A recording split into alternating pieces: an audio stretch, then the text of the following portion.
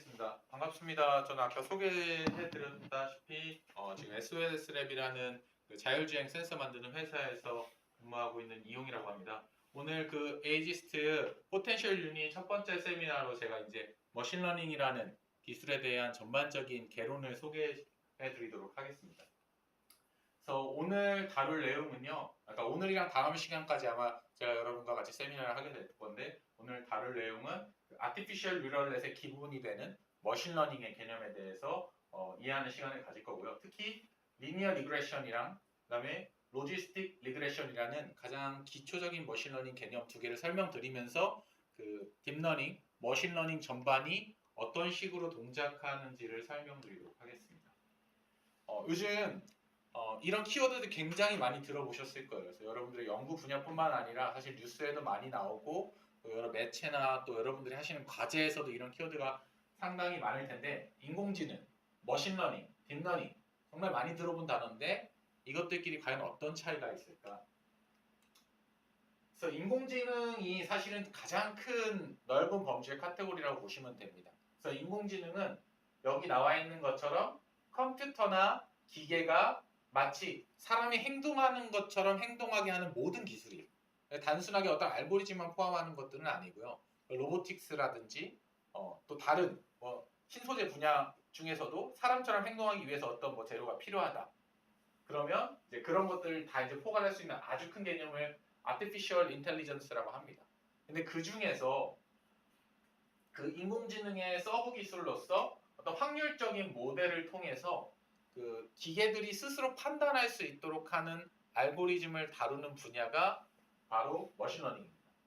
그리고 그 머신러닝 분야에서 수많은 알고리즘들, 방법론들 중에서 그 아티피셜 뉴럴넷이라는 그런 머신러닝 모델에 기반해서 확장되고 또 그것들의 네트워크의 깊이가 여기서 깊이가 깊다고 표현하는데 쉽게 생각하시면 변수가 굉장히 많아서 많은 데이터를 요구하고 많은 계산량을 요구하는 그런 모델들을 주로 딥 뉴럴넷이라고 하고 그것들을 학습시키는 기법을 딥러닝이라고 합니다. 그러니까 다시 정리해서 말씀드리면 기계가 인간처럼 행동할 수 있도록 하는 기술 중에 이제 그 흐름을 판단하는 알고리즘이라는 머신러닝이라는 분야가 있는데 그 중에 어떤 특정 분야가 딥러닝이다. 근데 이 딥러닝이 지금 컴퓨터 사이언스뿐만 아니라 다 학제 간에 굉장히 좋은 퍼포먼스를 내고 있기 때문에 아마 여기 계신 분들이 오늘 이 자리에 오셨다고 생각을 합니다. 자, 그럼 머신러닝이 뭐냐? 그래서 기존에 컴퓨터 프로그래밍을 하는 것들은 이런 방식으로 이루어졌어요. 그 프로그래머나 또는 개발자, 연구자가 갖고 있는 자기의 경험이나 로직, 룰을 바탕으로 프로그램을 설계합니다. 그래서 우리가 풀고자 하는 어떤 문제가 있을 때 문제에 대해서 먼저 공부를 하고요. 그걸로부터 어떤 룰을 세워요. 예를 들어서 신호등을 건너는 문제이면 신호등이 빨가면 건너지 말고 초록색이면 건너자. 이런 간단한 룰을 세우고 그것들을 통해서 보행자가 신호등에서 이렇게 잘 움직이는지 또는 로봇이 신호등에서 잘 건너가는지를 판단합니다. 그래서 아주 잘 동작하면 그대로 이제 출시가 되는 거고요. 그게 아니고 어떤 문제가 생각하면 문제를 분석을 해가지고 여기서는 에러라고 하는데요.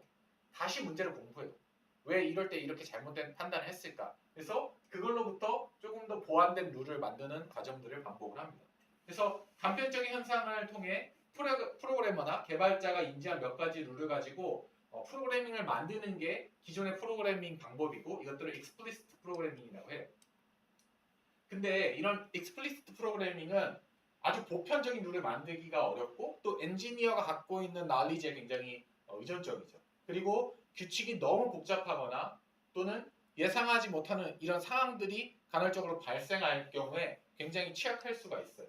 예를 들어서 바둑 같은 경우에 알파고와 이세돌 구단의 대결로 굉장히 그 딥러닝을 세상에 알렸던 바둑 같은 경우에는 도메인이 너무 넓어요. 그러니까 예측해야 되는 수가 너무 넓고 규칙이 너무 많아가지고 그 들 수 있는 수가 너무 많아가지고 사람이 일일이 어떻게 뒀으면 어떻게 뒀고 어떻게 뒀으면 어떻게 두고 이걸 다 일일이 룰을 만들 수가 없을 정도로 복잡한 문제에 해당하고요. 자율주행 같은 경우에는 예상치 못하는 상황들이 굉장히 많이 발생하잖아요. 이 모든 것들을 사람들이 다 디파인하기가 어려운 거예요. 아서 사무엘이라는 분이 1959년에 기계가 스스로 학습할 수 있는 이런 프로그래밍 방법이라는 개념을 제안을 하시고 그것들을 이제 머신러닝이라고 처음 명명했습니다. 그래서 머신러닝은 컨셉추얼하게는 컴퓨터가 스스로 로직이나 룰을 학습하도록 하는 방법이에요. 그래서 우리가 갖고 있는 어떤 데이터를 일반화시킴으로써 우리가 풀고자 하는 문제를 풀 수 있는 룰을 만드는 방법입니다. 아까 설명드렸다시피 어떤 문제를 당면했을 때 사람도 그렇고 또 프로그래머도 그렇고 이런 과정을 거쳐서 어떤 그 문제에 대해서 분석을 하고 그걸로부터 룰을 세우는 방식이 아니라 우리가 갖고 있는 많은 데이터로부터 머신러닝을 통해서 어떤 알고리즘을 도출하고 그거를 평가해서 잘 되면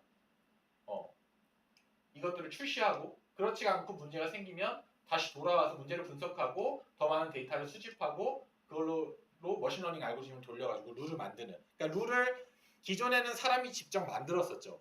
이럴 때는 이렇게 해야 된다. 근데 데이터로부터 룰을 뽑아내는 방법이 머신러닝이라고 생각하시면 될 것 같습니다. 그래서 머신러닝의 몇 가지 특징은 모든 것들이 데이터로부터 결정된다는 게 굉장히 중요합니다. 그래서 기본적으로 그리고 이론적으로 데이터가 많으면 많을수록 더 정확한 시스템이 됩니다.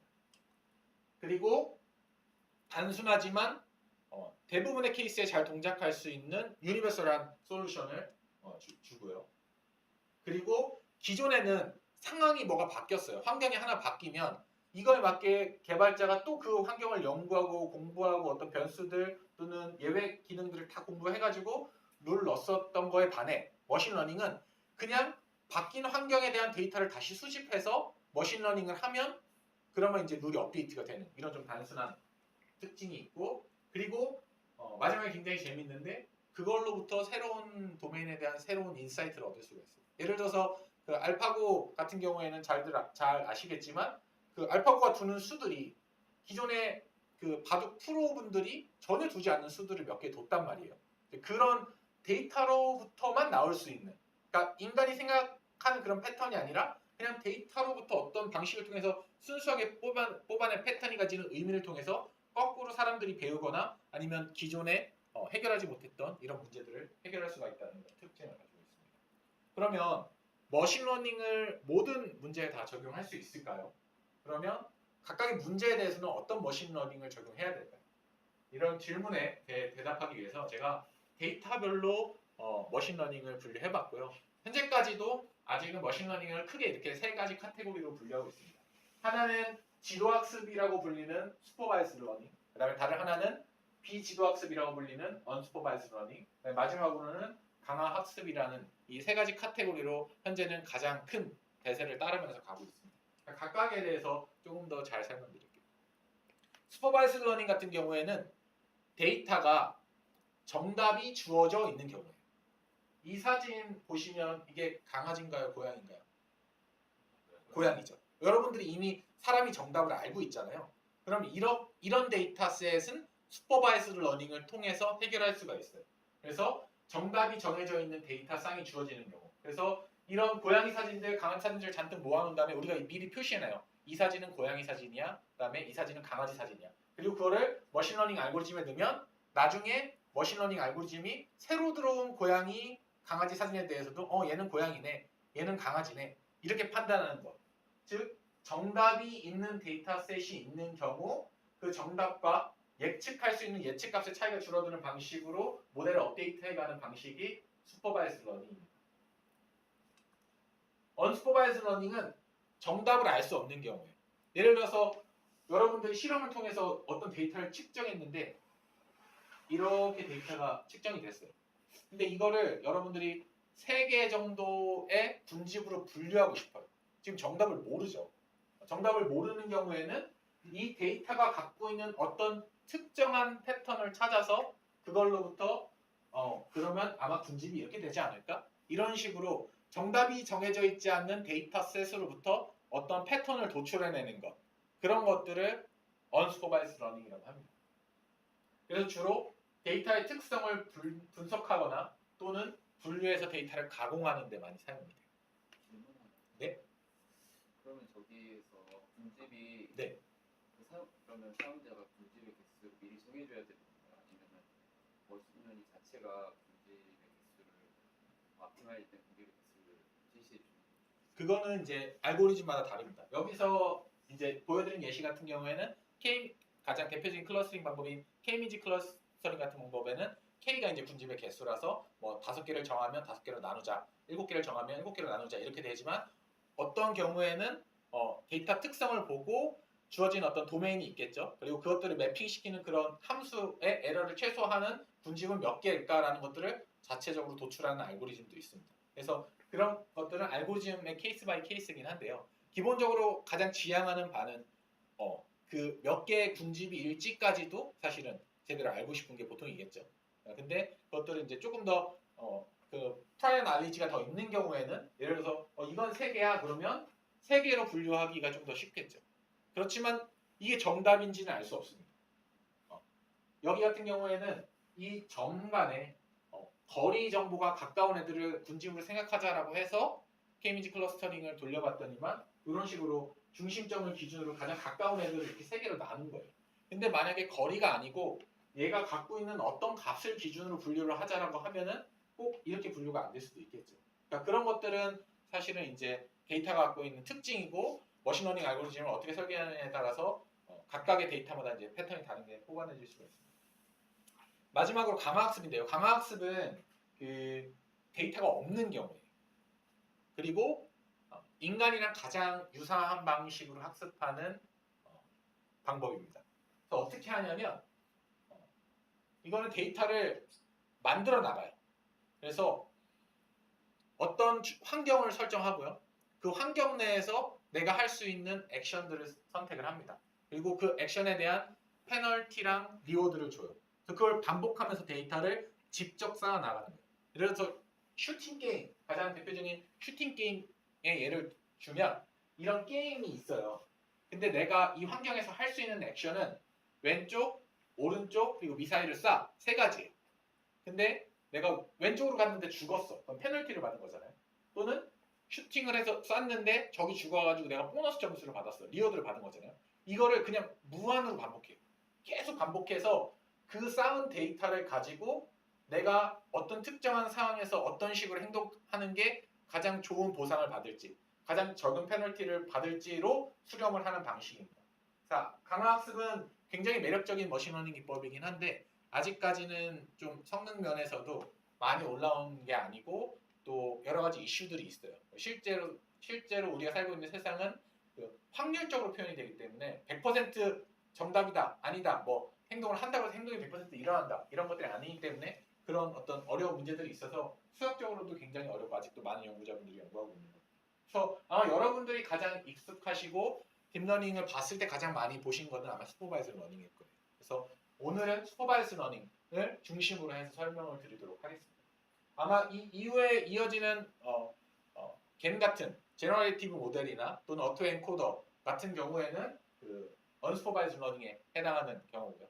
그리고 아마 주성님이 리인포스드 러닝을 다뤄주시는 코스가 있었던 걸로 기억해요. 그래서 이것들은 뒤에 있는 포텐셜 유닛에서 또 들으실 기회가 있을 거라고 생각합니다. 슈퍼바이스 러닝은 좀 전에 말씀드렸다시피 정답이 주어진 데이터셋이 있는 경우를 얘기합니다. 크게 2가지로 다시 나눌 수 있는데요. 리그레션은 주어진 정답이 컨티뉴어스한 도메인에서 주어진 경우예요. 그래서 시험 문제를 봤을 때, 자, 이건 저희한테 주어진 데이터예요. 학생들이 공부한 거를 봤는데 공부를 10시간 한 학생은 100점을 맞았고 5시간 한 학생은 50점을 맞았어요. 그러면 7시간 반을 공부한 학생은 몇 점을 맞을까? 여러분들이 그냥 이런 컨티뉴어스한 데이터로부터 이걸 예측하는 게 리그레션 문제입니다. 근데 거의 비슷한 데이터인데요. 그 10시간 공부한 학생은 학점을 A를 맞았고 5시간밖에 공부 안 한 학생은 F를 맞았어요. 그래서 이 주어지는 정답이 디스크리트하게 주어지는 경우에는 클래시피케이션이라고 해요. 사실은 조금 실제로 이따가 뒤에서 보시면 좀 모호하긴 합니다. 왜냐하면 클래시피케이션이라는 거는 결국은 정해진 정답 중에서 이제 하나를 선택하는 방식으로 가는데 그 과정에서 리그레션을 해요. 먼저 그 리그레션을 한 다음에 확률이 높은 쪽을 하나를 선택하는 방식으로 가기 때문에 사실은 리그레션이랑 클래시피케이션이랑 접근하는 방식은 거의 비슷합니다만 여러분들이 지금 알고 계셔야 될 거는 슈퍼바이즈 머신러닝의 세 가지 큰 카테고리 중 하나인 슈퍼바이즈 러닝에서는 그 아웃풋의 데이터 타입, 정답의 데이터 타입에 따라서 리그레션과 클래시피케이션이라는 게 있다. 이 정도만 알고 계시면 될 것 같습니다. 그래서 여기서 만약에 7시간 반을 공부했으면 아까는 뭐 75점을 맞을 거라고 어떤 컨티뉴어스한 값으로 예측할 수 있지만 여기서는 B학점을 맞을지 C학점을 맞을지 둘 중에 하나를 결정을 해야겠죠. 그래서 이런 약간의 차이가 있습니다. 그래서 여러분의 데이터셋에서도 이것들이 컨티뉴어스한 아웃풋인지 아니면은 디스크리트한 아웃풋인지 이런 것들을 좀 결정하실 수가 있을 것 같아요. 그럼 실제로 머신러닝은 어떻게 동작할까요? 그래서 주어진 데이터로부터 알고리즘이 어떻게 학습되는지를 지금 가장 간단한 머신러닝 모델인 리니어 리그레션, 슈퍼바이스드 리그레션 중에서도 가장 간단한 선형회귀 방법을 통해서 설명드리도록 하겠습니다. 리니어 리그레션이라는 것은 리그레션은 결국 그 주어진 데이터셋을 기반으로 어떤 결과를 예측하는 건데요. 이 과정에서 이 입력과 결과, 그러니까 예측하는 것 또는 정답 사이의 관계가 직선의 관계, 어떤 선형적인 관계로 표현될 것이다. 그래서 이 입력과 결과의 관계를 즉 대표하는 하나의 직선을 찾을 수 있을 것이다라는 가정을 가지고 접근하는 방식이 리니어 리그레션입니다. 그래서 대표적인 집값 예측 문제를 보면요. 집값을 결정하는데 많은 요소들이 있겠지만 이 중에서 이 데이터셋에서는 집의 크기가 집값을 결정한다고 생각을 했어요.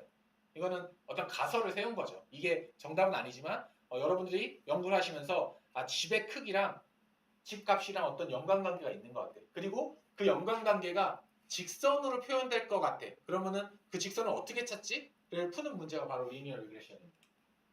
그래서 이런 식으로 집값이 주어졌어요. x는 저희가 알고 있는 데이터예요. 어떤 사이즈의 집은 어떤 가격이다.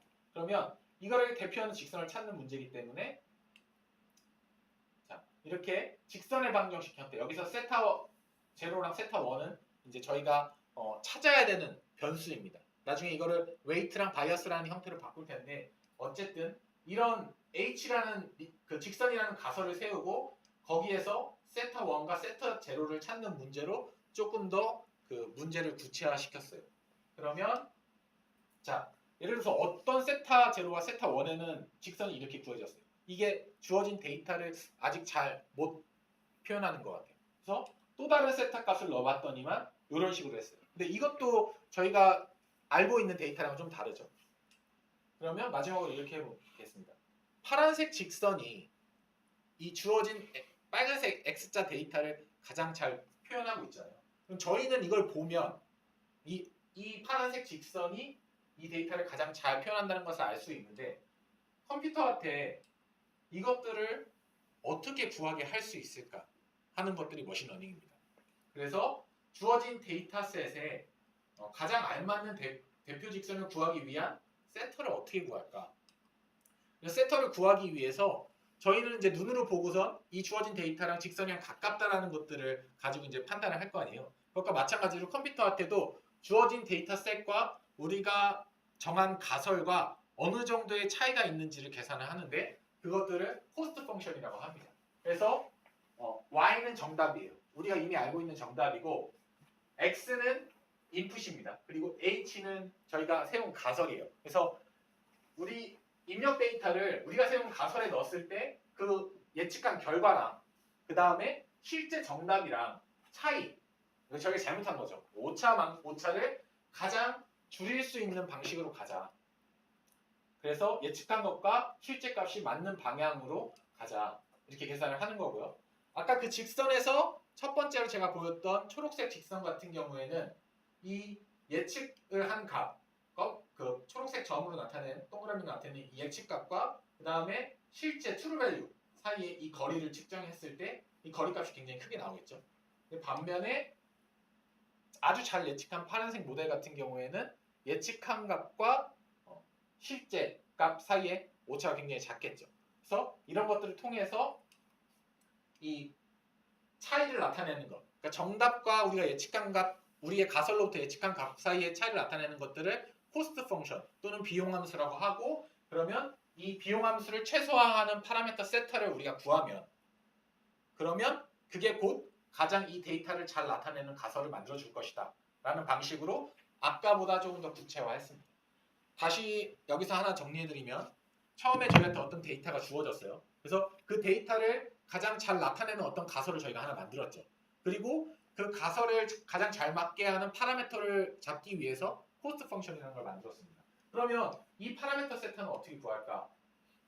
여기서 이제 옵티미제이션 기법이 들어가게 되는데요. 머신러닝에서 가장 많이 사용하는 것들은 그라디언트 디센트라고 불리는 경사 하강법을 가장 많이 사용합니다.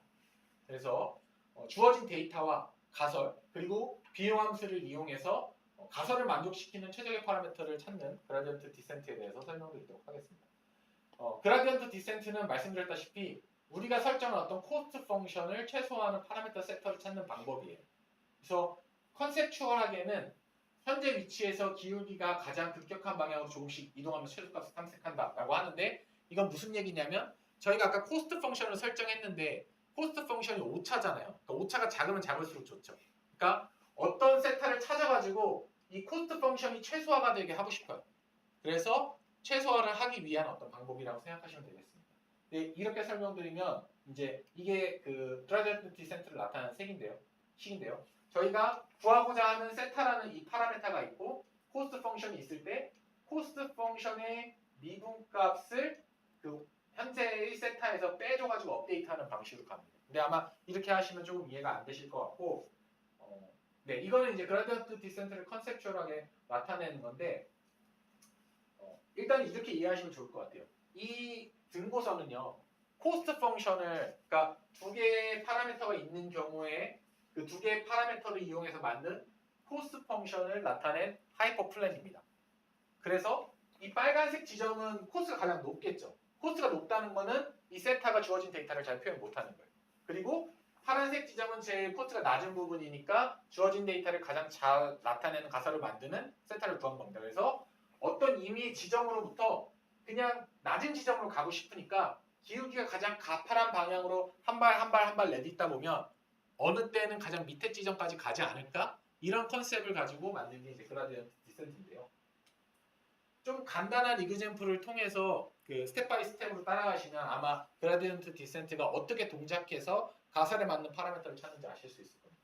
이건 정말 쉬운 문제예요. 이건 여러분들이 1시간 공부하면 1점이고 2시간 공부하면 2점이고 3시간 공부하면 3점 이런 아주 간단한 데이터가 주어졌다고 해봅시다. 그러면 먼저 가설을 세워요. 이거는 선형으로 나타낼 것 같아. 어떤 직선의 방정식으로 나타낼 수 있을 것 같아. 그래서 리니어 리그레션 가설을 세우고요. 그리고 아까 했던 것처럼 우리가 이 가설을 통해서 예측한 결과값과 실제 정답인 이 y값 사이의 차이를 가지고 우리가 코스트 펑션을 정의하자.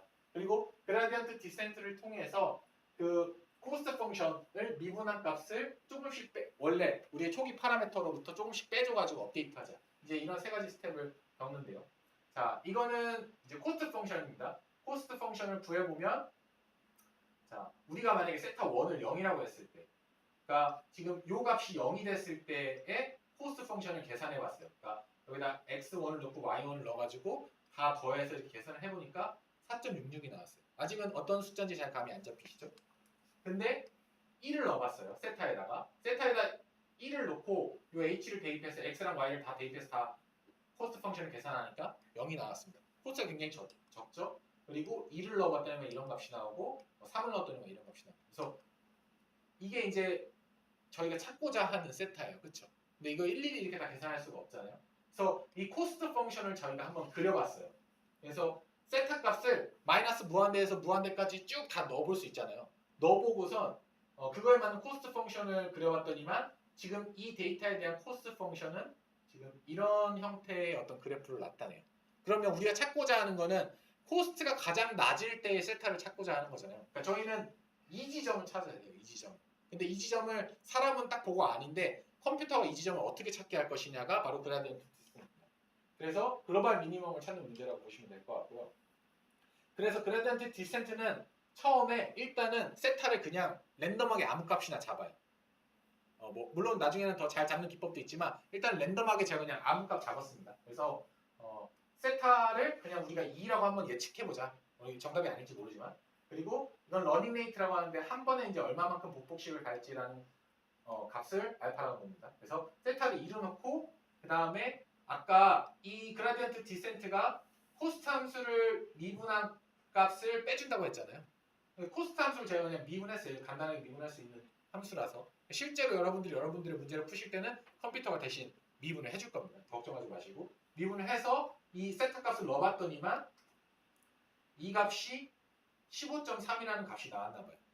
세타 값을 미분한 값이. 그래서 우리가 설정한 알파라는 값만큼 곱해서 빼줬어요.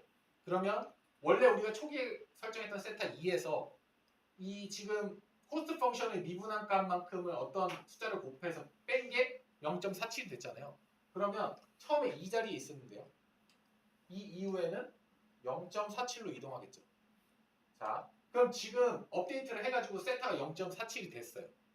그리고 이 다음에 다시 0.47에 대한 코스트 펑션의 미분값을 구합니다. 그러면 이때 마이너스 4.94가 나오더라고요. 그러면 똑같은 알파 값을 곱해서 다시 빼주니까 0.964라는 값으로 세타가 업데이트 됐어요. 여기까지 맞죠? 그러면 여기가 저희가 찾고자 하는 코스트 펑션이 가장 낮은 지점에 가까워졌고, 그리고 그것이 곧 데이터를 가장 잘 나타내는 하이포테시스를 만들 수 있는 세타를 찾게 되는 이런 방식입니다. 이거는 지금 보시면 지금 제가 2번밖에 반복을 안 했지만 첫 번째는 코스트가 4.5보다 컸어요. 그렇죠? 근데 한 번 업데이트를 하고 움직이니까 코스트가 작아졌고, 그 다음에 한 번 더 하니까 코스트가 거의 0에 가까워졌어요.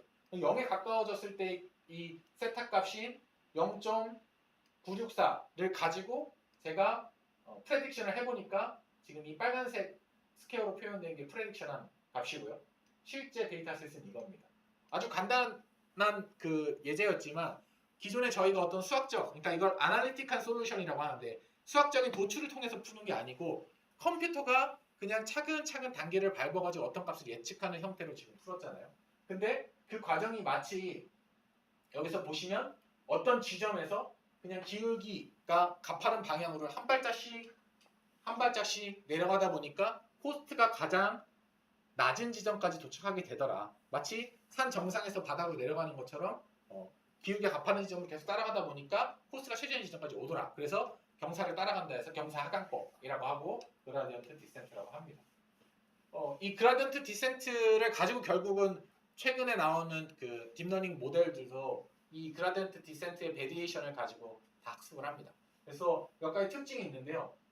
중요한 그 특징들인데 초기 값에 굉장히 민감할 수밖에 없어요. 그러니까 아까 문제에서 우리가 이니셜 값을 랜덤으로 설정을 했는데 이 지점에서 시작해가지고 한 발 한 발 따라 내려가다 보니까 그 자리에서 이제 경사가 급한 지점으로 한 발 한 발 따라 내려가다 보니까 여기로 도착했는데 바로 옆인 지점에서 출발했을 때는 이쪽으로 도착한단 말이죠. 그래서 사실 그라디언트 디센트의 그 알고리즘은 그러니까 이걸 통한 최적화, 세타를 구하는 방법은 초기 값이 어디냐에 따라서 굉장히 민감하고 보통은 이 어떤 정규분포를 따르는 랜덤 값을 초기 값을 줍니다. 그 다음에 두 번째는 로컬 미니멈에 빠질 수 있는데요. 초기 값을 네. 아프말하게 구해서 주는 그런 알고리즘. 네, 그 초기 값을 예측하기 위해서 뭐 언슈퍼바이즈 러닝으로 패턴을 분석해서 초기 값을 예측하는 그런 방법론들도 있고요. 그냥 정말로 그냥 랜더마이즈한 값을 넣은 다음에 그 뒤에 학습을 더 잘하게 하는 방법도 있고요. 어떤 방법들은 경험적으로 어떤 값에 이런 정도, 예를 들어서 뭐 설계한 머신러닝 레이어에 어느 정도 수를 어떻게 처리해가지고 넣으니까 학습이 잘 되더라. 뭐 이런 실험, 임피리컬한 실험 결과들도 있습니다. 그래서 초기 값을 설정하는 것들은 여전히 아직도 이슈가 많이 되고 있는 부분들이긴 한데 잘 설정하기 위한 다양한 시도들은 이루어지고 있습니다. 두 번째는 로컬 미니마인데요. 아까는 제가 그래프를 그린 게 정말 단순한 문제라서 단순하게 이렇게 하나의 U자 커브로 모형이 됐지만 예를 들어서 지금 밑에 왼쪽에 보시는 그림처럼 이런 형태로 갔을 때 사실 코스트 펑션이 최고 작은 지점은 이 지점이란 말이에요. 근데 시작점이 여기가 되면 이 지점으로 떨어지겠죠. 근데 시작점이 여기가 되면 뭐 이 지점으로 떨어지겠죠. 그러니까 시작점 초기 값의 문제도 있고 또 가다가 정말로 최소점이 아닌 지점에서 멈춰버릴 수도 있어요. 그러니까 이때 그러니까 그라디언트를 저희가 코스트 펑션의 그라디언트를 구하는데 만약에 어느 특정 지점에서 여기서 미분값이 지금 0이 돼버리면 그 아까 그라디언트를 구한 값이 계속 0이 되니까 더 이상 세터가 아무것도 안 빼지잖아요. 계속 자기 같은 세터로 있을 거 아니에요. 그러니까 여기에 머무르게 되는 거를 로컬 미니멈에 빠진다고 합니다. 그래서 가능하면 이 주어진 하이포테시스에 대해서 이렇게 컨벡스한 쉐입, 그러니까 둥그런 쉐입으로 코스트 펑션이 만들 수 있도록 적절한 코스트 펑션을 설계해야 되기도 하고요. 그리고 이미 이제 각각의 하이포테시스에 맞는 코스트 펑션들은 기존 연구자들이 잘 정의했고, 그다음에 그럼에도 불구하고 여전히 그 넌리니어티 때문에 로컬 미니멈 생기는 부분들을 조금 더 잘 탈출해가면서 학습할 수 있는 그라디언트의 베리에이션, 디센트의 그 베리에이션 기법들도 많이 나와 있습니다. 어쨌든 이런 로컬 미니멈 문제도 있고, 여러분도 여러분들의 문제를 푸시다 보면 이런 로컬 미니멈에 빠질 수 있다. 자, 아까 저희가 알파라는 값에 대해서 제가 자세히 설명드리진 않았는데, 이 알파라는 값은 그 업데이트를 얼마만큼씩 할 것인가, 그러니까 한 발짝의 보폭을 얼마만큼 할 것인가를 결정하는 문제예요. 그래서 상 정상에서 그 하산을 할 때 이제 저희가 컨셉은 그렇게 잡았어요. 내가 정보가 아무것도 없고 아무것도 모르고 맵도 없으니까 그냥 내가 딱 선 자리에서 가장 가파른 방향을 보고 그쪽으로 한 발짝씩 내려가자. 그러면 결국 내려가는 방향이니까 그것만 따라가다 보면 밑에 내려가지 않을까라는 게 그라디언트 디센트예요. 근데 용감한 사람들 또는 이렇게 겁이 없는 사람들은 그 한 발을 성큼 내딛겠죠. 그러다 보면은 잘못된 길로 갈 수도 있잖아요.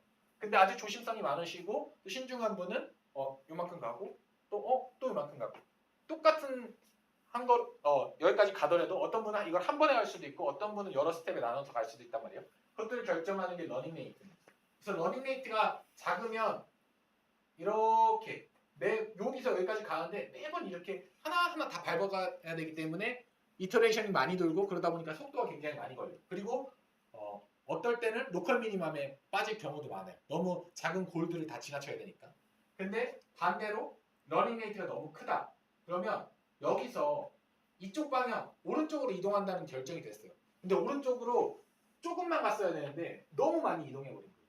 그러니까 이쪽으로 가버리게 되죠. 그러면 코스가 점점 커지게 되는, 오히려 그래서 발산하는 이런 경우도 생깁니다. 그래서 러닝 레이트도 이제 아까 그 말씀하셨던 초기 값도 그렇고 러닝 레이트도 그렇고 이것들을 다 하이퍼 파라미터라고 하는데 이것들을 어떻게 설정하는지에 따라서 실제로 똑같은 모델, 똑같은 데이터를 써도 알고리즘이 잘 동작할 수도 있고 그렇지 않을 수도 있어요. 중요합니다. 근데 통상적으로 쓰는 러닝 레이트들은 있지만 매번 그 모델을 머신러닝을 돌릴 때마다 이것들을 각자의 데이터셋에 맞게 조금씩 다르게 실험적으로 하면서 많이 하고 계십니다. 그리고 뭐 마지막은 노멀라이제이션 문제인데 이것들은 제가 다음 시간에 좀 더 자세하게 설명을 드릴 텐데 이제 똑같은 경우라도 그러니까 두 가지 데이터가 있을 때 하나는 예를 들어서 남자인지 여자인지를 구분하는 데이터라서 남자면 0, 여자면 1 이런 식으로 데이터를 넣기로 했어요. 근데 하나는 집의 크기를 나타내는 거라서 0에서 100까지란 말이에요. 그러면 두 개 그 데이터의 스케일이 다르죠. 스케일이 다름에 의해서 사실은 이렇게 두 개의 스케일을 똑같이 맞춰주면 이렇게 안정적으로 갈 수 있는데 스케일이 큰 쪽, 그러니까 남자인지 여자인지가 바뀌는 이 0에서 1 바뀌는 것보다 GB의 사이즈가 0인지 50인지 100 바뀌는 게 크잖아요. 그러니까 남자인지 여자인지는 별로 영향을 못 미치고 집의 크기가 어떤 건지에만 계속 그 흔들리는 거예요. 그런 식으로 이렇게 흔들리면서 오실레이션을 해가지고 수렴을 잘 못하는 이런 문제도 있습니다. 그래서 데이터가 각각의 다른 특징들의 데이터를 쓰실 때 노멀라이제이션을 잘해서 써야 되는데 이제 그런 이슈도 있습니다. 자, 좀 전에 말씀드렸는데 지금은 제가 이제 아주 간단한 예제를 들기 위해서 시험 점수랑 공부한 시간이랑 시험 점수라는 어떤 두 가지, 그러니까 하나의 입력과 그거에 해당하는 결과값만 가지고 얘기를 했는데 만약에 여러 종류가 있다면 그리고 실제로 여러분들이 풀고 싶어 하시는 문제에는 여러분들의 결과를 결정하는 아주 많은 요인들이 있을 거예요. 그래서 그럴 경우에는 이제 변수를 많이 쓰게 되면 됩니다. 그래서 리니어 리그레션 모델, 아까 직감 예측 모델 같은 경우에는 사이즈 그리고 뭐 방의 개수, 그 다음에 집의 연식 이런 것들이 다 이제 가격을 결정할 수가 있겠죠. 그래서 이렇게 여러 가지의 특징들, 이 x 하나하나를 다 특징이라고 하는데 그러면 그 각각의 특징들에 맞는 어떤 세타 값들을 저희가 결정하면 되고 이 세타 값을 결국은 아까랑 똑같은 방식으로 지금 이제 이거는 리니어라고 생각하고 하이포테시스를 세운 거고요. 이거에 맞는 코스트 펑션을 세우겠죠. 그리고 그 코스트 펑션을 최소화하는 이 모든 세타를 구할 수 있는 방식이 바로 그라디언트 디센트가 됩니다. 그래서 뭐 매트릭스로 표현하면 그냥 이렇게 되는데 그냥 디멘전이 넓어져도 똑같은 세 가지 스텝, 하이포테시스를 세우고 그 다음에 그것들을 평가할 수 있는 코스트 펑션을 세우고 그 다음에 그 코스트 펑션을 최적화하는 방법으로서 그라디언트 디센트를 쓰면 된다. 다만 아까는 세타가 하나였지만 여기서는 이제 세타가 여러 개이기 때문에 벡터 형태를 표현하고 이제 벡터의 편미분 형태로 진행되면 된다 정도만 아시면 되고 이런 부분들은 여러분들이 실제로 여러분들의 모델을 구현하시거나 여러분들의 문제를 푸실 때는 이미 나와 있는 오픈 소스에서 간단한 함수로 이미 다 구현이 되어 있기 때문에 이것들을 어떻게 내가 계산해야 되지까지는 지금 단계에서는 걱정하지 않으셔도 될 것 같습니다. 자, 좀 전에 리그레션 문제를 말씀드렸는데요. 슈퍼바이스 러닝에서 정답이 컨티뉴어스한 데이터 형태로 나오는 걸 리그레션이라고 했고요. 그게 아니고 정답이 어떤 디스크리트한 아웃풋으로 나오는 걸 클래시피케이션이라고 했습니다. 그래서 대표적으로 개와 고양이를 분류하는 문제 이것들이 또 다른 지도학습 방법인데요. 이거는 이제 로지스틱 리그레션이라고도 하고 또 클래시피케이션이라고도 합니다. 그래서 이어서 클래시피케이션에 대해서 좀 설명해 드릴게요. 자, 클래시피케이션 같은 경우에는 아까는 거의 비슷한데 주어진 입력을 디스크리트한 클래스, 디스크리트한 아웃풋으로 분류해서 결과를 도출하는 방식이고요. 가장 대표적인 그리고 가장 심플한 게 이제 바이너리 클래시피케이션입니다. 그래서 나한테 어떤 이메일이 왔는데 이게 스팸인지 스팸이 아닌지 뭐 구분하거나 아니면 아까 시험 같은 경우에 그레이드로 나눌 수도 있지만 단순하게 패스 앤 페일로 나눌 수도 있잖아요. 이렇게 디스크리트한 클래스로 구분하는 것들이 클래시피케이션입니다. 자, 그래서 이제 이거를 뭐 스팸인지 햄인지 또는 패스인지 페일인지 또는 아니면 악성인지 양성인지 이런 것들을 이제 컴퓨터가 알아듣게 하기 위해서 보통 포지티브 클래스인 1과 그다음에 네거티브 클래스인 0으로 이 클래스를 이제 보통 부호화를 합니다. 그래서 이 과정을 부호화를 엔코딩이라고 하고요. 자, 예를 들어서 시험 공부한 시간에 대비해서 패스를 했는지 안 했는지 여부를 알려주는 어떤 데이터가 있다고 합시다. 이건 저희가 알고 있는 데이터예요. 이미 조사를 해서. 그러면 이것들을 나타내고 싶은데 이거를 좀 전에 말씀드렸던 리니어 리그레션으로 한번 해볼게요. 그러면 이것들을 예측할 수 가장 잘 표현할 수 있는 어떤 선형을 나타낼 수 있는 파라미터를 하나 구하겠죠. 근데 지금 이렇게 하나 구했어요. 제가 어떤 세타 값을 그라디언트 디센트로 예측을 해가지고 괜찮게 한 것 같아요. 이제 구한 다음에 우리가 0.5보다 큰 애들은 yes라고 패스했다고 하고 0.5보다 작은 애들은 fail했다고 하자. 그러니까 리니어 리그레션에서도 이 바이너리 클래시피케이션을 잘 수행한 것 같이 보입니다. 근데 만약에 새로운 데이터가 추가로 들어왔어요. 근데 이 경우에 공부한 시간이 이 친구들보다 훨씬 많은 이 친구는 당연히 패스를 했겠죠. 근데 이것들을 리니어 리그레션을 이용해서 모델링을 해보면 이런 식으로 지금 직선이 표현이 될 거란 말이에요. 아까 그 코스트 펑션을 따라서 옵티미제이션을 하면 그러면 결국은 원래 패스한 친구들이 패스를 못했다라는 예측값이 나오잖아요. 그러니까 결국 리니어 리그레션은 이 디스크리트한 아웃풋으로 나오는 클래시피케이션 문제에는 그렇게 적합한 하이포테시스는 아니었던 거예요. 그러면 이 클래시피케이션에 적합한 하이포테시스를 세워야 되겠다. 그래서 그런 것들을 그 하이포테시스가 바로 이 로지스틱 펑션, 시그모이드 펑션이 나타나는 건데 결과값을 0과 1만 딱 내보내자. 실제로 0과 1이니까. 그래서 가장 단순하게 스텝 펑션을 쓸 수도 있죠. 근데 스텝 펑션 같은 경우에는 저희가 이제 컴퓨터로 아까 그라디언트 디센트를 통해서 미분값을 구해가지고 세타 값을 자동으로 계산을 했잖아요. 근데 이런 스텝 펑션 같은 경우에는 이 구간에서 지금 미분이 안 되기 때문에 계산적으로 계산하기 굉장히 복잡해집니다. 그래서 스텝 펑션이랑 거의 비슷하게 생겼고 근데 그냥 단순하게 0, 1이 아니라 어떤 확률과 비슷하게 한 값을 나타내는 함수를 내보내자. 그래서 연구자들이 찾았던 게 초창기에 찾았던 게 이제 로지스틱 펑션이라고도 불리는 시그모이드 펑션입니다. 그래서 시그모이드 펑션은 하이포테시스는 이런 형태로 돼 있어요. 근데 여기서 들어가는 이 세타 x는 아까 리니어 리그레션의 모델입니다.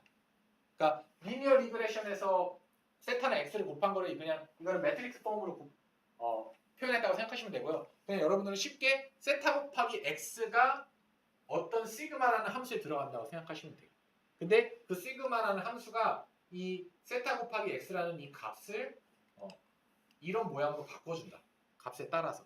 값이 크면 1에 가까워지게, 값이 작으면 0에 가까워지게 이런 식으로 변형만 해준다라는 것들을 아시면 되겠습니다. 그래서 아까 리니어 리그레션에서는 직선 모델, 가장 단순한 직선의 방정식 모델을 우리가 하이포테시스로 가져갔지만 클래시피케이션을 하기 위한 로지스틱 리그레션에서는 이런 시그모이드 펑션을 하이포테시스로 가져간다.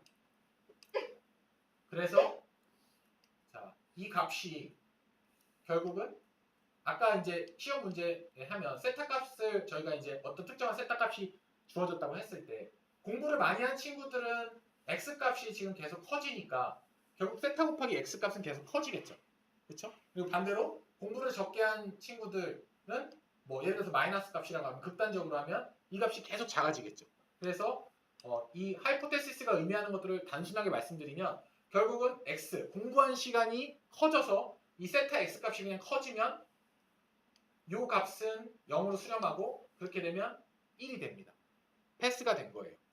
그리고 이 값이 한없이 작아져가지고 마이너스가 되면 이 값은 여기가 이제 마이너스 무한대가 되니까 이 값은 무한대가 되겠죠. 분모가 무한대가 되니까 이 h라는 가설은 0이 됩니다.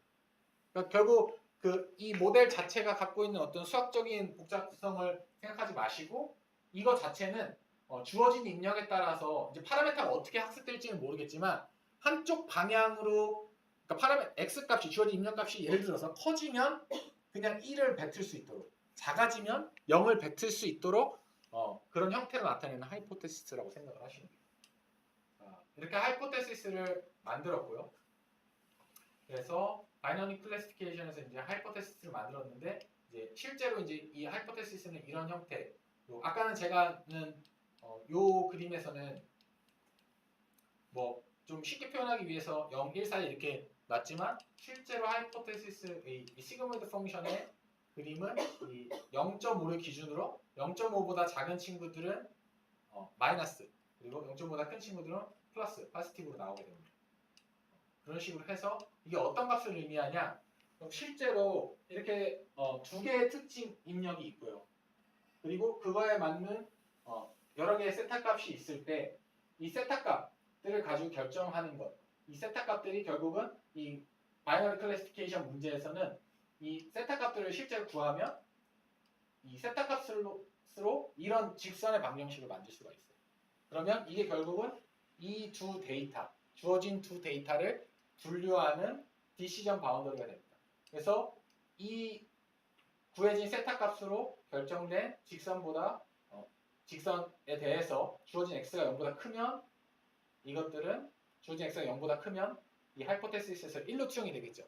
그러니까 파지티브 클래스로 투영이 되고 이 주어진 직선보다 그 입력 데이터들이 다 넣었을 때 작으면 0보다 작으면 여기서 네거티브 클래스로 가니까 네거티브 클래스로 이렇게 플라팅이 되는 겁니다. 그래서 이것들을 이 주어진 데이터를 1과 0 또는 yes와 no 이 두 가지를 이렇게 구분하는 방식이라고 보시면 되겠습니다.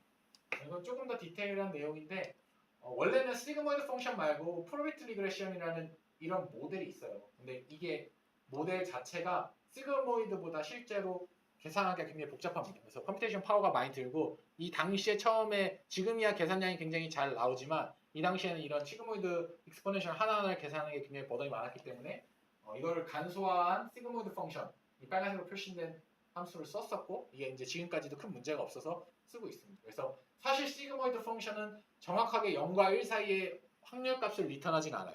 확률값을 리턴하는 것들은 프로비트 펑션인데 그것들을 계산을 좀 더 빨리 하기 위해서 근사화된 모델을 썼다는 정도만 알고 계시면 될 것 같습니다. 자, 그러면 좀 전에 클래시피케이션을 위한 가설을 세웠죠. 시그모이드 펑션이라는 것들을 써서. 그러면 이것들이 가설이 올바른지 올바르지 않은지를 평가할 수 있는 코스트 펑션이 필요하겠죠. 그래서 이 코스트 펑션을 다음과 같이 이렇게 설명하는데요. 이렇게 이 로스 펑션을 코스트 펑션을 설계했는데 이것들도 복잡하게 생각하지 마시고 예를 들어서 정답이 1이다. 정답이 1인데 예측값이 1이 나왔어요. 그러면 정답을 맞춘 거죠. 잘했잖아요. 그럼 코스트 펑션이 작아져야겠죠. 그러면 y가 1인데 요 마이너스 로그 x 파란색입니다. 따라가면 1로 갈수록 0으로 수렴하겠죠.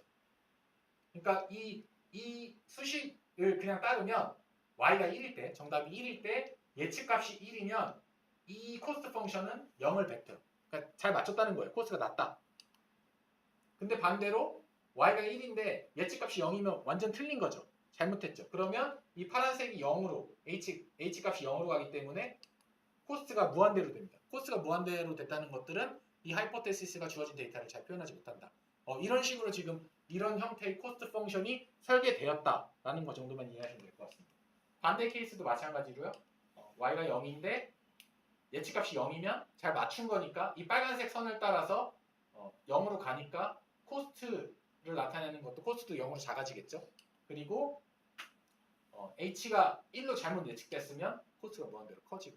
그래서 어떤 주어진 데이터를 표현할 수 있는 하이포테시스를 만들었고, 그리고 그것들이 어떤 가설이 주어진 데이터를 잘 표현하면 코스트가 작아지고, 그렇지 않으면 커질 수 있도록 하는 코스트 펑션을 지금 설계를 한 겁니다.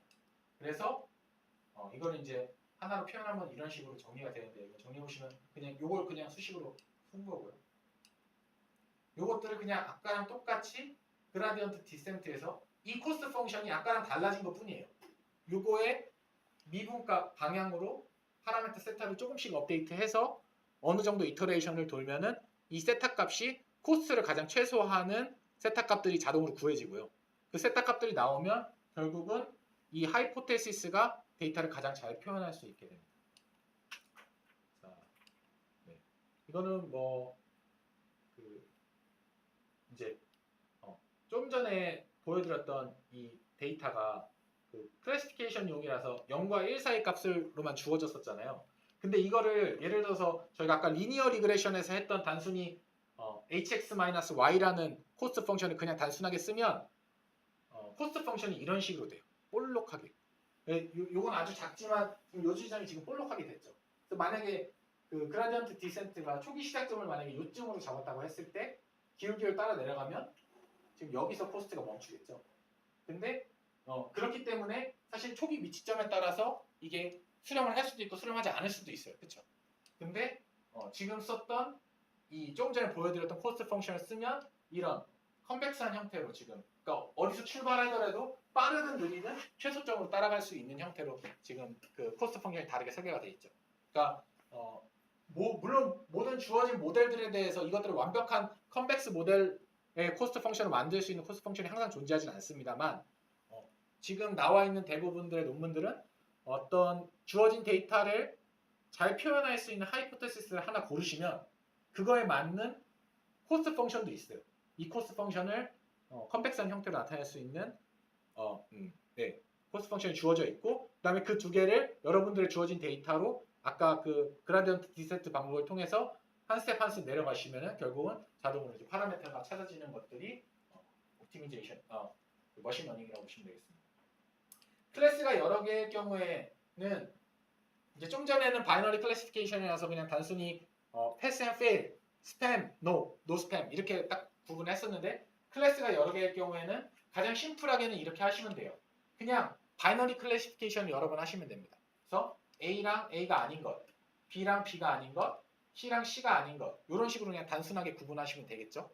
근데 이렇게 되면 이제 이렇게 값이 다 나올 텐데 그래서 그 값들 중에서 가장 큰 것들을 선택을 하시면 됩니다. 예를 들어서 어떤 거에다가 인풋을 넣었는데 Y에 대해서는 0.7이 나오고 B에 대해서는 0.5가 나오고 C에 대해서는 0.1이 나왔다.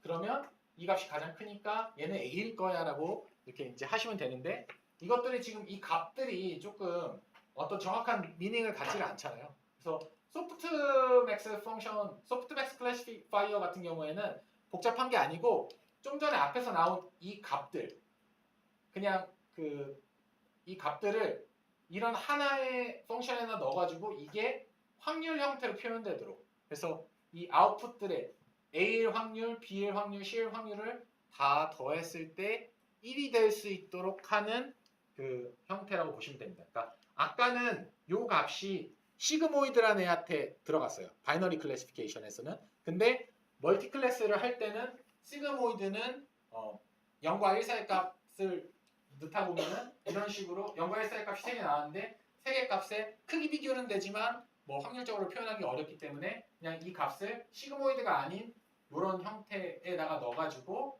아웃풋을 내면은 확률 형태로 표현된다. 그리고 이것들을 비교하기 위해서 아웃풋도 아까는 포지티브 클래스, 네거티브 클래스랑 이렇게 딱 넣었잖아요. 근데 멀티 클래스에서는 원핫 인코딩이라는 방식을 해가지고 A일 때는 100, B일 때는 010, C일 때는 001 이런 식으로 해당 클래스에 되는 값만 1로 놓고 아닌 것들은 0으로 하는 이런 방식을 통해서 아웃풋을 정답을 표현을 하게 됩니다. 자, 그럼 이렇게 되면은 하이포테시스가 조금 바뀌었죠. 우리가 요 소프트맥스라는 애를 씀으로써 하이포테시스도 바뀌었고 정답의 표현 형태도 아까는 그냥 1과 0만 있던 상태에서 100, 010, 001 이런 식으로 바뀌었잖아요. 그럼 코스트 펑션도 다시 정의가 돼야 되는데요. 좀 더 단순해졌습니다. 사실은 아까 바이너리 클래시피케이션에서 했던 애를 일반화한 거라고 보시면 될 것 같은데요. 예를 들어서 B일 경우에 보시면 자 이런 식으로 이게 이제 전개가 되는데 B면 그 결과값이 그러니까 저희가 정답을 B일 경우에는 0, 1, 0으로 했잖아요. 그러면 0, 1, 0이 들어가면서 결국은 얘만 살아남는 거예요. 얘만 살아남고 만약에 Y 예측한 값이 B에 대해서 1이라고 예측했어. 그러면 높은 확률로 예측한 거니까 정답을 잘 맞춘 거잖아요. 그럼 이 파란색 그래프가 이쪽을 따라가면서 코스트가 0이 되겠죠. 그러니까 코스트가 작아지는 거죠. 근데 못 맞췄어. 못 맞췄으면 이쪽으로 따라가니까 코스트가 높아지는 형태로. 그러니까 코스트 펑션은 잘 맞췄으면 작아지고 못 맞췄으면 커지고 이렇게만 설계된 거라고 보시면 되겠습니다. 그리고 그것들을 다시 그라디언트 디센트에다가 넣으면은 그라디언트 디센트 알고리즘이 그 코스트 펑션을 최소화하는 파라미터들을 찾아줌으로써 그 파라미터를 가지고 아까 그 모델에다가 다시 넣으면 이제 여러분들이 새로운 데이터에 대해서도 예측을 하실 수가 있는 거예요. 자, 오늘 그 리니어 리그레션이랑 그 로지스틱 리그레션 또는 클래시피케이션 이 두 가지 가장 기본적인 머신러닝 컨셉을 설명을 드렸어요. 근데 이제 학습하는 부분에 대해서만 조금 더 설명을 드릴게요. 사실 이게 원래 2시간 분량의 강의를 제가 압축하다 보니까 조금 빠르게 진행되는데 끝나고 나셔서 궁금하신 점은 다 질문을 해주세요. 자, 학습. 근데 실제 데이터, 여러분들의 데이터는 이렇게 정답이 깔끔하게 딱 되지도 않고 노이즈도 많고 아웃라이어도 많이 있잖아요. 그래서 실제 문제에서는 주어진 데이터를 100% 제대로 분류하는 것들은 어려울 뿐만 아니라 어떻게 하는 것들이 데이터를 잘 분류하는 것인지 또는 잘 예측하는 것인지도 굉장히 어렵습니다. 그래서 어떨 때는 이제 주어진 데이터를 다시 주어졌을 때 그대로 또 분류할 확률이 높아야 될 경우도 있고 이게 아니라 뭐 데이터가 진짜 패턴을 예측하는 것이 중요할 때도 있는데 이 두 가지 사이에 발생하는 트레이드오프를 이제 오버피팅 프로블럼이라고 하는데요. 이제 키워드 정도만 들어보시고 여러분들이 나중에 아 오버피팅은 이런 거구나라고 아시면 되겠습니다. 자, 똑같은 데이터예요. 왼쪽이랑 오른쪽이랑 똑같은 데이터인데 이거는 지금 리니어 리그레션을 이용해서 예측을 했어요. 그러니까 그 로지스틱 클래시피케이션을 이용해서 이렇게 디시전 바운드를 결정했고요. 이거는 되게 복잡한 모델을 해가지고 이렇게 분류를 했습니다. 왼쪽과 오른쪽 중에서 어떤 모델이 이 데이터셋을 좀 더 잘 분류한 것 같나요? 지금 보시면 아마 오른쪽에 있는 애가 정답을 잘 맞춘 것처럼 보이죠. 근데 주어진 데이터셋에서는 이런데 사실 저희가 주어진 데이터셋만 잘 분류하기 위해서 머신러닝 모델을 만드는 건 아니잖아요. 새로운 데이터가 주어졌다고 해볼게요. 여러분들이 실제로 이제 실제 어떤 알고리즘을 개발해서 이걸 현실에 적용할 때 새로운 데이터가 주어졌을 때 좀 단순해 보였지만 이 모델은 새로운 데이터에 대해서도 꽤 잘 분류를 해냅니다. 그렇죠? 근데 너무 지나치게 주어진 데이터, 그러니까 저희가 수집한 데이터에 대해서만 너무 잘 맞게 모델을 만들면 사실 얘네들은 원래 동그라미인데 지금 이 모델에 따르면 지금 X로 지금 빨간색으로 표시가 된 거예요. 이런 문제가 바로 오버피팅입니다. 그래서 우리가 갖고 있는 데이터셋에만 너무 지나치게 파라미터가 맞춰진 경우 그래서 그 데이터셋이 아닌 새로운 데이터셋이 나왔을 때 이것들을 잘 예측하지 못하는 경우 제너럴라이즈가 제일 안 되는 문제인데 이게 언제 발생하냐면 모델이 너무 복잡할 때 발생합니다. 그게 모델이 복잡하다는 것은 다른 의미를 얘기하면 여러분들이 갖고 계신 데이터보다 모델이 더 복잡한 거예요. 그러니까 예를 들어서 여러분들은 데이터를 10개만 갖고 있어요. 근데 여러분들이 파라미터가 100개짜리 모델을 만드셨어요. 그러면 이 10개의 데이터로 100개의 파라미터를 찾을 수가 있을까요? 어렵겠죠. 그러니까 예를 들어서 데이터가 10개밖에 없으면 파라미터는 하나 정도 쓰는 게 맞는 것 같아요. 그래야지만 그 10개를 넣어보면서 어떤 게 최적인지 찾아볼 텐데 데이터는 10개밖에 없는데 100개짜리 파라미터인 모델을 아주 복잡하게 만들면 여러분들의 데이터 갖고는 그냥 어떤 특정한 상에서만 딱 맞게 되는 그런 문제가 바로 오버피팅입니다. 그래서 실제로 여러분들이 데이터를 갖고 계실 때 이 머신러닝을 할 때 딥러닝도 마찬가지입니다. 데이터를 다음과 같이 분류를 합니다. 트레이닝 셋과 테스트 셋. 요즘은 예전에는 이제 데이터가 뭐 많지가 않았어요. 예를 들어서 뭐 이 머신러닝 초창기에는 데이터가 한 1000개밖에 없었던 거예요. 그래서 뭐 트레이닝 셋을 한 700개, 그리고 테스트 셋을 한 300개씩 나눴습니다. 요즘은 사실은 데이터가 굉장히 많아져가지고 뭐 10만 장, 100만 장 이렇게 있으니까 사실은 뭐 트레이닝 셋을 한 99%로 잡고 뭐 테스트 셋을 한 1%만 잡아도 이 1%의 테스트 셋이 뭐 1000장 이렇게 돼버리니까 요즘은 이제 이 비율이 좀 다르긴 한데 어쨌든 중요한 거는 여러분들이 수집하신 데이터예요. 여러분들이 이거 정답 다 알고 있어요. 근데 이걸 학습시킬 때 다 쓰시는 게 아니고요. 일부는 남겨놔야 돼요. 벤치마킹을 위해서. 그러니까 여러분들은 정답을 다 알고 있지만 컴퓨터는 얘만 갖고 학습을 시키는 거예요. 트레이닝 셋만. 그래서 트레이닝 셋에 대해서만 컴퓨터가 최적화를 하겠죠. 그리고 나서 여러분들이 컴퓨터는 한 번도 보지 못한 테스트 셋을 넣었을 때 정답을 얼마나 맞추느냐를 가지고 평가를 하셔야지만 여러분들이 머신러닝을 통해서 여러분들의 데이터에 맞는 모델을 잘 찾으실 수가 있어요. 그래서 테스트 셋은 학습할 때는 사용되지 않는 셋인데 자, 지표가 있습니다만 그냥 정답률, 그러니까 정답을 잘 맞춘 비율로 얘기를 하는데 이 부분은 그냥 좀 복잡하니까 넘어가도록 하겠습니다. 그래서 이런 경우에요. 아까 지금 X는 주어진 데이터들이에요. 주어진 데이터를 조금씩 복잡도가 다른 모델을 가지고 지금 예측을 했어요. 그러니까 주어진 데이터만 가지고 그러니까 요거는 여러분들의 트레이닝 셋이라고 아까 불렸던 겁니다.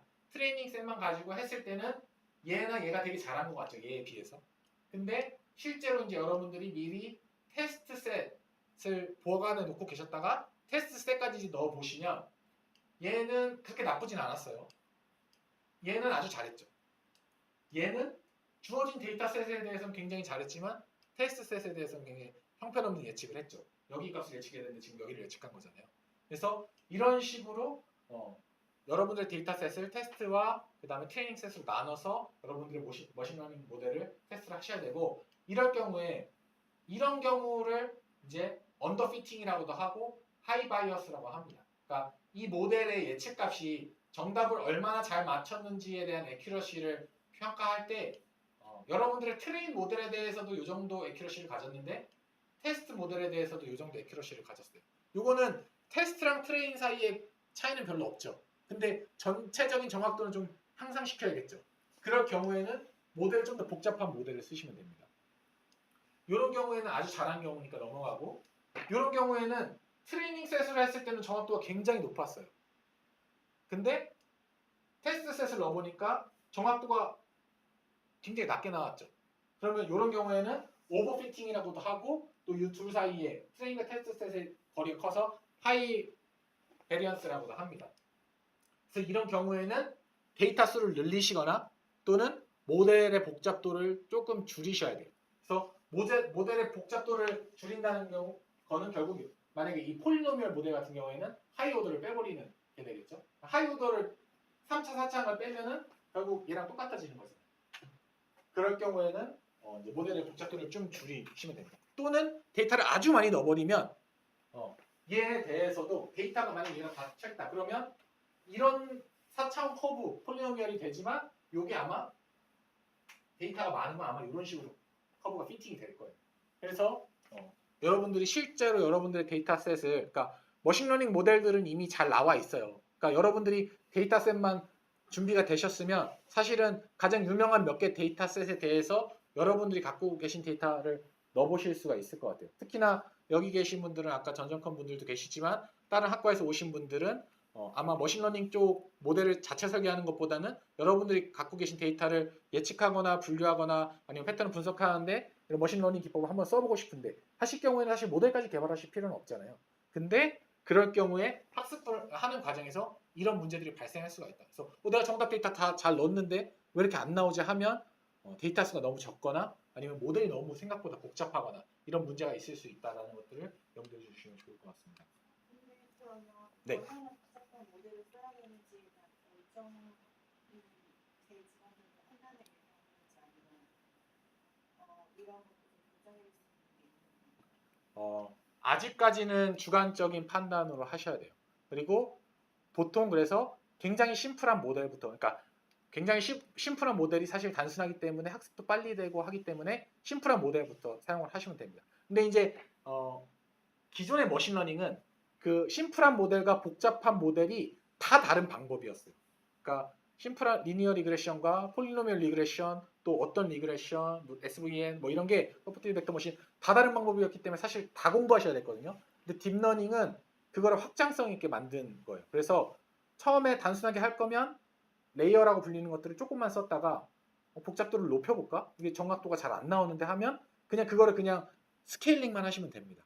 그래서 실제로 하실 때는 아마 그것들을 해보셔야 되고 사실 최근에 말씀하신 그런 부분들에 대해서도 사실은 그것까지 자동화 해줘야 되는 거 아니냐 그게 진정한 머신러닝 아니냐 해서 이제 AutoML이라든가 아니면 이제 제너레이티브 모델 중에서도 모델을 생성하는 모델이 있어요. 뭐 아니면은 또는 데이터만 넣으면 기존에 잘 만들어진 뭐 레슨넷이나 이런 유명한 모델들을 여러분들 데이터에 맞게 모델을 피팅해주는 그런 AutoML 같은 기술들도 있는데 그런 하이테크는 아직은 관심을 가지실 필요는 없을 것 같고 일단은 단계적으로 늘려가신다고 생각하시면 될 것 같습니다. 네, 그래서 뭐 이런 기법을 줄이는 게 이제 레귤러라이제이션이라는 기법도 있는데 오버피팅을 해결하기 위한 건데 이것들은 그냥 넘어가도록 하겠습니다.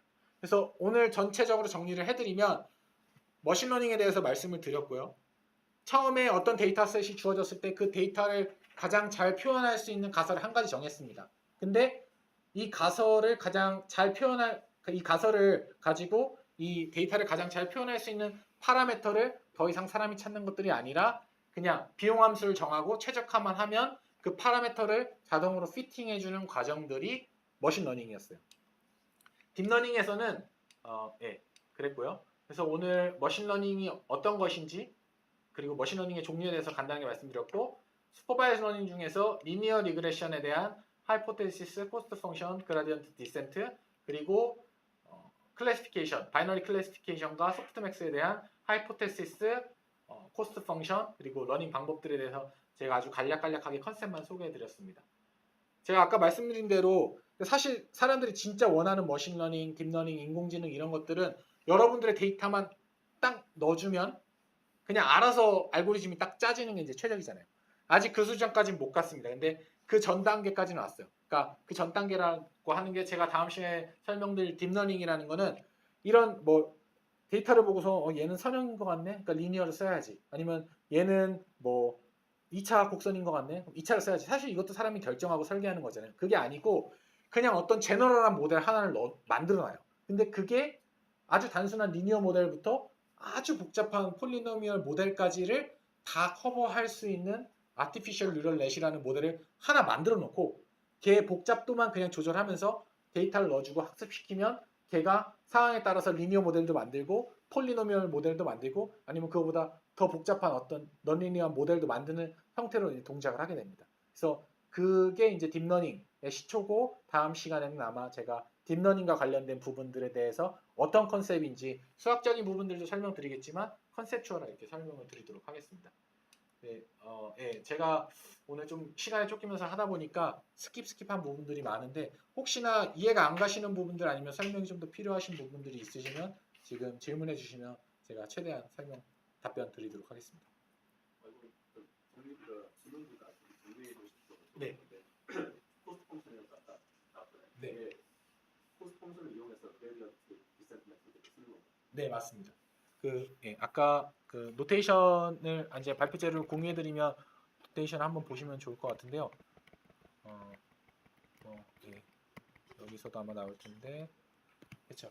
코스트 펑션을 어떤 이건 하이포테시스에 맞게서 코스트 펑션이 다 다르긴 하겠죠. 근데 걔를 J센터라고 했을 때 그 코스트 펑션을 최소화하는 점을 잡고 싶은 거잖아요. 근데 우리가 고등학교 때 그 최소값 잡을 때 미분하잖아요. 미분해서 0이 되는 지점 잡잖아요. 그거랑 똑같은 개념이라고 생각하시면 됩니다. 그래서 이 코스트 펑션의 최소값을 잡고 싶으니까 그 기울기가 0이 될 때까지 그냥 계속 내려가는 거예요. 그래서 코스트 펑션을 에 대해서 미분을 합니다. 근데 이제 아까 파라미터가 하나인 경우로 예제를 들었으니까 그냥 이제 단순하게 이 코스트 펑션을 미분한 형태로 나오지만 실제 문제에서는 파라미터가 여러 개면 여러 개에 맞게 각각에 대해서 이제 편미분을 해주셔야 되는데 그것들은 뉴메리컬하게 솔루션을 가져가야 합니다. 그러니까 그것들을 이제 아날리틱하게 푸실 필요는 없고요. 컴퓨터가 알아서 각각의 파라미터에 대한 편미분을 해주고 그거에 맞게 파라미터 각각들을 따로따로 다 업데이트를 해주는 거예요. 네, 그렇게 생각하시면 되겠습니다. 혹시 또 다른 질문 있으실까요? 리니어 리그레션은 러닝 레이트와 알파 폼을 들어갔던 네. 바이너리 클래시피케이션에서는 러닝 레이트라는 폼이 따로 있어요. 네, 똑같습니다. 똑같이 이 알파가 똑같이 그레디언트 네. 네, 똑같습니다. 그레디언트 디센트를 지금 제가 오늘 그 로지스틱 리그레션이랑 그레디언트 디센트를 특히 중점적으로 설명드린 이유는 이 로지스틱 리그레션이요. 제가 다음 시간에 설명드릴 딥러닝의 가장 기초적인 유닛이 되기도 하고요. 그리고 딥러닝 기술들도 똑같이 그라디언트 디센트 방법을 통해서 최적화를 합니다. 물론 복잡도는 좀 더 높지만.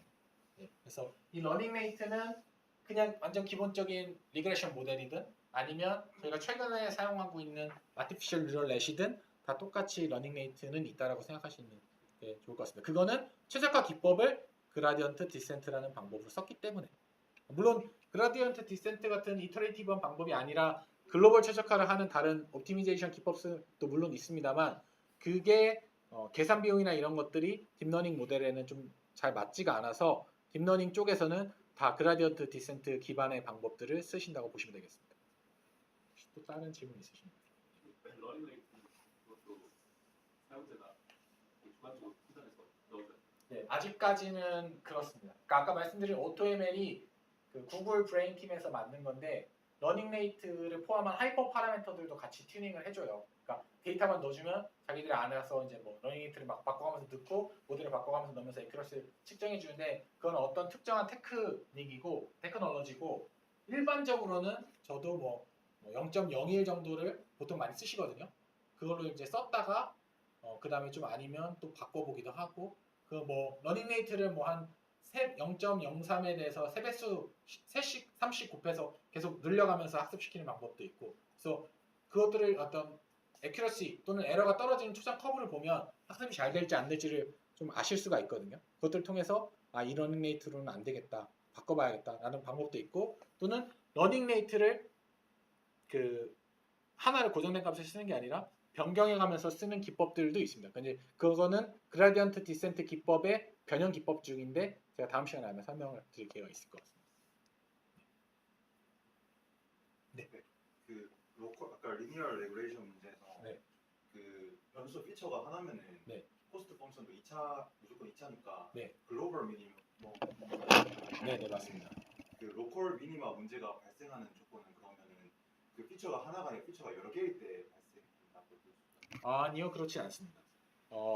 그 아까는 제가 되게 단순한 진짜로 완전 선형 문제를 넣었기 때문에 그 피처가 하나일 때, 그러니까 지금 피처가 하나일 때였기 때문에 보이시는 게 세타에 대한 코스트 펑션 하나 나왔잖아요. 근데 만약에 이게 어떤 코스트 펑션이 이런 식으로 되면은 여기서 출발했을 때는 여기서 로컬 미니멈 빠져서 코스트가 안 떨어지겠죠. 그거는 피처의 개수의 문제는 아닙니다. 하이포테시스랑 그럼 그런 로컬 미니멈과 생각하시는 주로 이제 그라디언트 디센트 변형 알고리즘들에서 이것들을 탈출할 수 있는 어떤 그 방법론들을 제시를 하거든요. 최근에는 이제 아담 옵티미제이션이나 이런 기법들을 최고 많이 사용하는데 그런 것들을 사용하면 거의 다 이제 빠져나온다라고는 얘기는 할 수 있지만 이게 그러니까 반드시 그걸 쓰면 빠져나온다는 아닙니다. 그래서 그러니까 이렇게 나오는 이유는 사실은 하이포테시스가 주어진 데이터를 잘 표현 못하고 있기 때문에 코스트 펑션이 이렇게 들쭉날쭉하게 나오는 거거든요. 리니어하게. 그래서 그리고 이게 만약에 도메인이 저희가 아까 세타 하나 썼지만 여러분들의 문제에서는 지금 세타가 많아지잖아요. 두 개면 지금 아까 서페이스 형태로 나온 그 3차원 서페이스가 되겠지만 만약에 세타가 3개면 4차원 공간에서의 3디멘셔널 하이퍼 서페이스가 될 거고 5차원, 6차원 계속 이게 늘어날 수가 있거든요. 실제로는 이게 이제 엄청 증식하고 그러니까 이 코스트 펑션을 사실은 저희가 뭐 그림으로 그리기는 쉽지는 않습니다. 이거는 1, 2차원은 예를 들기 위해서 한 거고 실제로 여러분들의 문제는 피처가 한 3가지만 돼도 벌써 4차원부터는 그릴 수가 없잖아요. 그래서 그런 개념보다는 그냥 코스트 펑션들이 그 가능한 한 컴팩시티를 유지할 수 있는 형태로 수학적으로 이미 기존에 이제 연구가 되어가지고 나왔다. 그러나 그게 이제 데이터주 하이포테시스랑 코스트 펑션은 정해져 있어요. 그러니까 하이포테시스가 데이터를 완벽하게 잘 표현하면 코스트 펑션도 완벽하게 컴팩시하게 나오겠죠. 근데 실제 데이터를 넣어서 지금 코스트 펑션을 저희가 그렸잖아요. 데이터가 그 하이포테시스랑 완벽하게 일치하지 않으면 이런 로컬 미니멈이나 들쭉날쭉한 부분들이 생길 수가 있겠죠. 그러면 그럴 경우에는 이제 그 로컬 미니마들을 잘 빠져나와서 글로벌 미니멈으로 가기 위한 최적화 방법들이 있습니다. 그래서 그런 것들을 통해서 할 수 있지만 우리가 뭐 어떤 최근에 어떤 기법을 쓰고 러닝메이트는 뭘로 해서 했고 최적의 기법을 다 썼어. 그래서 이게 글로벌 미니멈이야 라고 확신할 수는 없죠. 그거는 좀 다른 문제입니다. 그 다차원 보통 이제 데이터들이 다차원인데 그 다차원을 가지고 머신러닝 하면은 시간이 많이 걸리고 코스트가 클 것 같은데 네. 그거를 뭐 예를 들어서 프린시플 컴포넌트 어널리시스 네. 뭐 그렇게 차원을 줄여가지고 그 전체 데이터셋을 저 차원으로 잘 표현하게 만들어서 그거를 머신러닝으로 하면 좀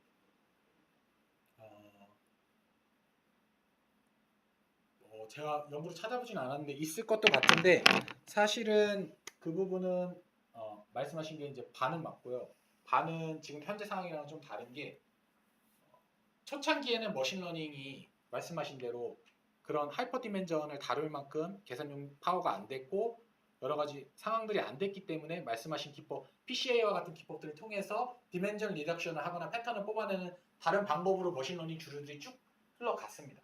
근데 지금 아티피셜 뉴럴넷은 그 PCA가 하는 데이터 리덕션까지도 그 안에서 자기들이 스스로 다 하기 때문에 사실 지금 단계에서는 굳이 PCA를 통해서 디멘전 리덕션 한 다음에 그것들을 다시 아티피셜 뉴럴넷으로 늘 필요는 저는 없을 거라고 생각합니다. 아티피셜 뉴럴넷이 제가 다음 시간에 설명드리겠지만 안에서 이런 그냥 의사결정 프레딕션뿐만 아니라 안에서 데이터의 디멘전을 리덕션 해가지고 넌리니어한 데이터셋을 리니어한 형태로 판단할 수 있도록 패턴을 바꿔주는 과정들이 사실은 그 안에서 다 이루어지거든요. 그러니까 말씀하신 그런 기법들까지도 안에서 다 이루어진다고 보시면 될 것 같습니다. 그리고 그 트레이닝 셋을 오리지널 셋에서 트레이닝 셋, 뭐 테스트 셋 이렇게 나누는 게 중요한데 네. 그 트레이닝 데이터 셋을 어떻게 설정하면 좋은지 예를 들어서 뭐 데이터 셋이 여러 개 오리지널 데이터 셋이 많이 있는데 그 중에 뭐 어떤 일부분만 트레이닝 셋으로 하면은 거기에 맞는 모델만 되고 나머지 데이터 셋은 잘 프리디션 못할 거잖아요. 네, 네. 그래서 제가 생각했을 때는 그 전체 데이터셋을 그러니까 여러 부분들을 조금씩 조합해가지고 제너럴한 그런 데이터셋을 그걸 트레이닝 셋으로 이용하면 좋을 것 같은데. 맞습니다. 네. 그래서 실제로 여러분들이 갖고 계신 데이터가 100개가 있을 때 셔플을 해요. 그래서 그냥 랜덤하게 섞어서 뽑습니다. 그래서 그게 노멀 디스트리뷰션을 가정했을 때 가장 골고루 뽑혔다라고 가정을 해서 씁니다. 그러니까 사실은 어떤 쪽으로 치우쳐서 트레이닝셋과 테스트셋이 나오면은 오히려 오버피팅 문제가 더 심각해지고요. 가장 좋은 거는 제너럴하게 데이터를 뽑아야 되는데 사실 그러기가 쉽지 않잖아요. 데이터가 많으면 많을수록. 보통은 그냥 주어진 데이터셋에서 알고리즘이 처음에 셔플을 해가지고 주어진 데이터셋을 뭐 몇 퍼센트는 트레이닝셋, 몇 퍼센트는 테스트셋, 그리고 테스트셋은 절대로 학습시키지 넣지 않아.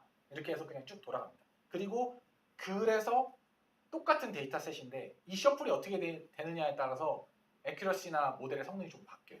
그러니까 이런 부분, 그러니까 딥러닝이 블랙박스다, 뭐 머신러닝이 블랙박스다 하는 얘기는 사실은 저는 그렇게 생각하지는 않고요.